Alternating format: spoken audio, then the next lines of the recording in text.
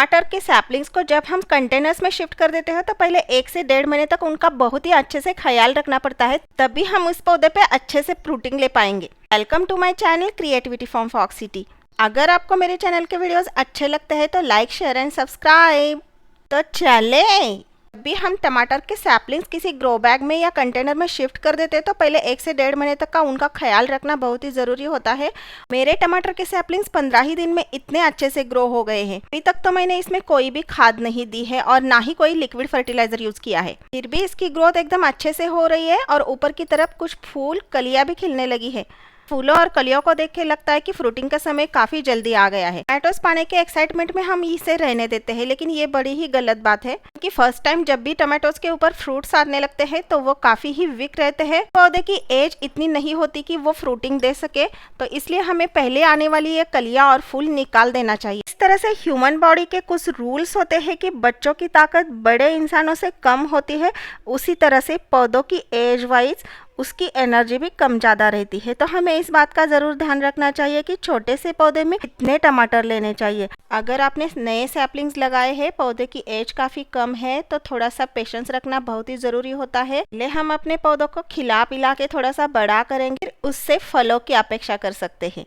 इससे हमारे पौधे ज़्यादा हेल्दी रहेंगे तो आने वाले फ्रूट्स भी काफ़ी हेल्दी ही आएंगे। फल जल्दी पाने के चक्कर में पौधों के साथ कोई भी आप गलत काम ना करें तो सही है। आपका पौधा ज़्यादा दिनों तक चलेगा और ज़्यादा दिनों तक फ्रूटिंग देता रहेगा, हेल्दी भी रहेगा। सबसे पहले तो हम ये देखेंगे कि पौधे की पत्तियाँ कुछ मुड़ रही है, तो ये कम पानी की वजह से हो रहा है। एक ही बोरी वाली ग्रो बैग में मैंने कई सारे सैपलिंग्स लगाए थे, तो उसमें से 4 पौधे मेरे अच्छे से चल रहे हैं, बाकी के खराब हो चुके थे, तो उसे मैंने निकाल दिया। जितने भी नीचे की तरफ वीड्स आती है उसे भी हमें निकाल देना चाहिए। और जितनी भी पत्तियां अंदर की तरफ मिट्टी को टच करने लगती है तो उन सारी पत्तियों को हमें निकाल देना चाहिए, क्योंकि इससे क्या होता है कि मिट्टी के अंदर कुछ कीटाणु होते हैं। कई बार मिट्टी ज़्यादा देर तक गीली रहने के कारण फंगस भी मिट्टी में आ चुका होता है, तो वो फंगस अगर पत्तों को टच होता रहेगा, पत्तियों पर कई सारे डिसीजेस भी स्प्रेड होने लगते हैं। स्टार्टिंग में हमें इसका ध्यान जरूर रखना चाहिए कि नीचे की तरफ जितनी भी पत्तियां टच होने लगती है मिट्टी को, उसे सारी पत्तियों को निकाल देना चाहिए। वैसे भी प्लांट की ग्रोथ में इन पत्तियों का कोई भी रोल नहीं होता, क्योंकि पौधा ऊपर की तरफ और अलग अलग ब्रांचेस में बढ़ना शुरू हो जाता है और नीचे की पत्तियां धीरे धीरे सूख कर खराब होने लगती है, जिसके कारण कुछ इस तरह से लीफ माइनर डिसीजेस क्रिएट होने लगते हैं। इन पौधों के ऊपर भी कुछ पत्तियों पर मुझे लीफ माइनर्स का अटैक नजर आ रहा है, तो इन वायरसेस को हमें पौधों से दूर करने के लिए सारी पत्तियों को निकाल के हमें दूर कर देना चाहिए।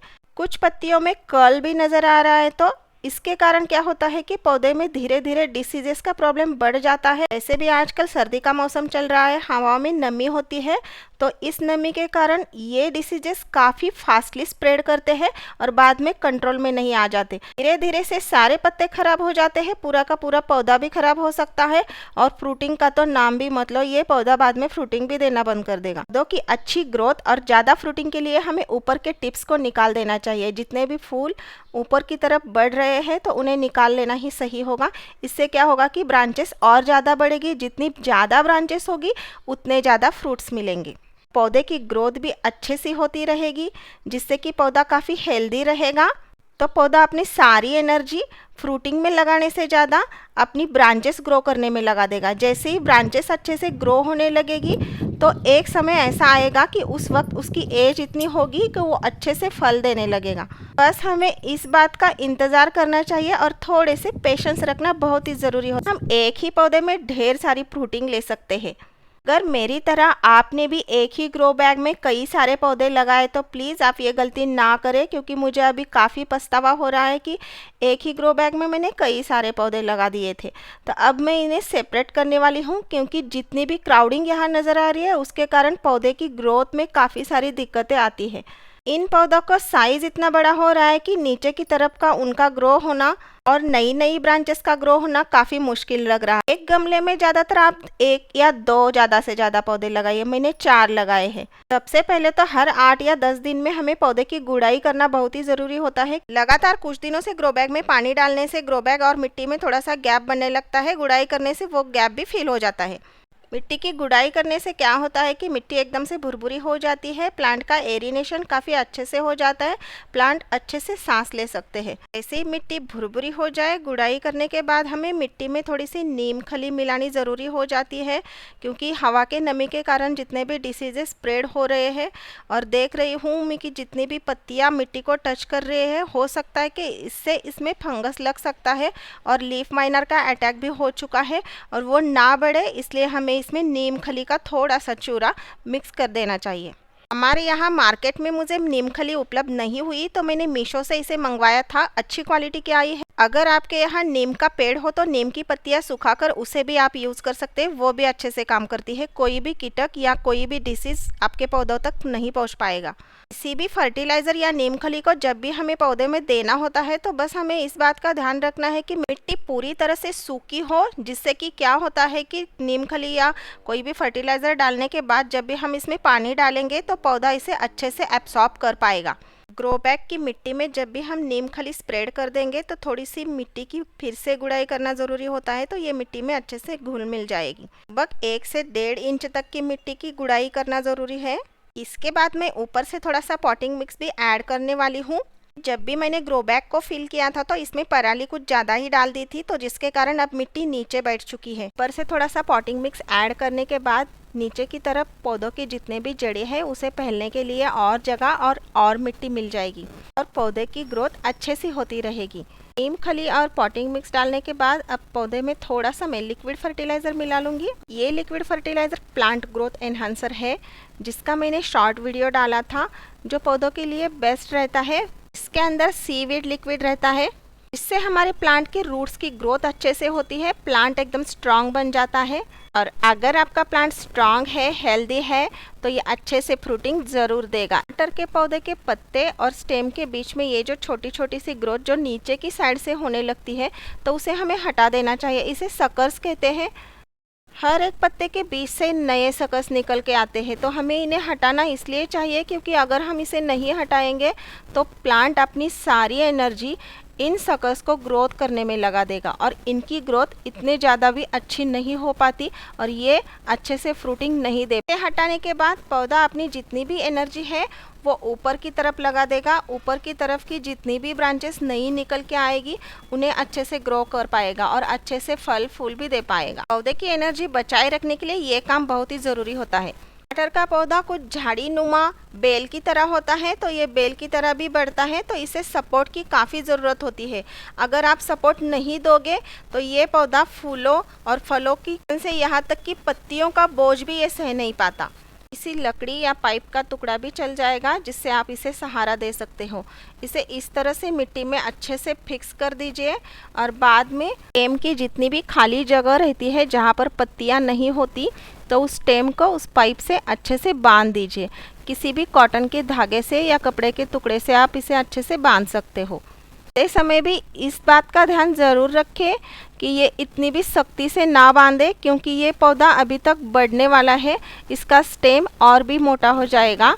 तो इसके लिए थोड़ी सी जगह खाली रखिए, गांठें कुछ इस तरह से लगाइए कि अगर ये पौधा बढ़ेगा तो इसे बढ़ने में कोई भी दिक्कत ना आए। इस तरह से जितने भी पौधे हैं उन सारे के स्टेम्स हम पाइप से और लकड़ी के टुकड़े से बांध दे रहे हैं, जिससे कि इस सपोर्ट की वजह से ये ऊपर की तरफ अच्छे से ग्रो हो पाएगा और ना कि पत्तियों की बोझ से ये झुक जाएगा।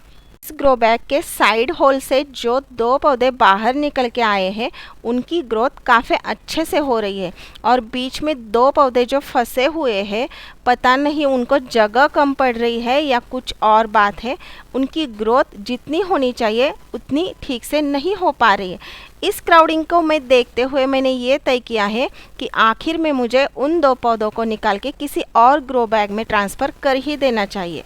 अब इनकी अच्छी ग्रोथ के लिए मुझे इन्हें सेपरेट करना बहुत ही ज़रूरी हो गया है। पौधों को धागे से सपोर्ट देते समय हमने किस तरह से बांधा है ये आप देख सकते हैं। इतना गैप हमने रखा है कि अपने जितने भी पौधे या बेल है, जब भी आप सपोर्ट देने की बात आती है तब भी हमें हमेशा इस बात का ध्यान रखना चाहिए कि ये जो पौधे और बेल नुमा पौधे होते हैं उनकी ग्रोथ काफ़ी फास्टली होती है। ज़्यादातर लौकी वगैरह की बेल होती है, उनका स्टेम भी काफ़ी मोटा होता है, तो उसे बांधते समय आप इस बात का ध्यान ज़रूर रखिए कि इसे बांधने से आपके पौधे में कोई भी दिक्कत ना आए और वो अच्छे से ग्रो कर पाए। आज हमारा ये काम भी हो गया। पौधे को कुछ इस तरह से सपोर्ट देने के कुछ दिन बाद भी मैंने जब पौधे को नोटिस किया तब मुझे समझ में आ गया आज इन पौधों को अलग कर ही देते हैं। तुरंत ही मैंने दूसरा एक ग्रो बैग रेडी करके रखा था, तो उसमें उन पौधों को लगाने के लिए जगह बना दी। रेडी किया हुआ पॉटिंग मिक्स मैंने उसमें डाल के रखा था। भी हमें किसी भी सैपलिंग को या किसी भी पौधे को ग्रो बैग से निकालना होता है तो मिट्टी उस वक्त थोड़ी सी गीली होना बहुत ही ज़रूरी होता है। उसके बाद आप धीरे से करके इस सैपलिंग्स को या पौधे को निकाल सकते हैं कि रूट्स को बिना डैमेज किए। कि रूट की ग्रोथ अच्छे से हो रही थी, अब हम इसे दूसरी ग्रो बैग में लगा देते। इस तरह से पौधे को हमें लगाना चाहिए। नीचे की जितनी भी पत्तियां हैं सबको निकाल देना ही सही होगा, जो कि मिट्टी को टच ना हो और ना ही कोई इसमें वायरस पैदा हो। अभी एक पौधा है जिसे हमें सेपरेट करना है, लेकिन वो काफ़ी बड़ा है, डर लग रहा था मुझे उसे निकालने में। काफ़ी हिम्मत करके मैंने उसे निकाला। बस एक ही रूट इसमें नज़र आ रही है, बाकी की रूट्स की नीचे ही रह गई। तो कोई बात नहीं, कटिंग से भी कई सारे मैंने इससे पहले टमाटर के पौधे तैयार किए थे, तो इसे भी हम अच्छे से लगा देंगे, तो कोई बात नहीं, वो भी अच्छे से ग्रो हो पाएगा। सब एक ही रूट उसमें नीचे से बचा था, तो उसके कारण एक मेरा नुकसान हो जाएगा कि इसकी ऊपर की जितनी भी पत्तियां अच्छी तरह से ग्रो हो रही थी वो सारी की सारी सूख जाएगी और नई ग्रोथ होने में काफ़ी समय लगेगा।